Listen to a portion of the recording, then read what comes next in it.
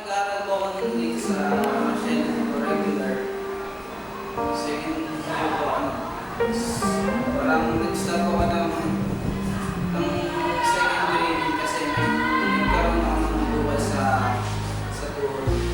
Nalaman na may tumor daw yung kita ko. Ano na din, mga ilang months nalaman na may cancer ako. Hindi na ako makakapasa. Parang hindi ko na magagawa yung mga dati ko nagagawa.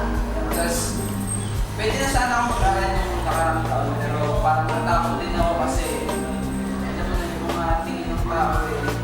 Parang ayaw sa maraming tao kasi nahihiya ako. Hindi na mag-aral din kasi para sa akin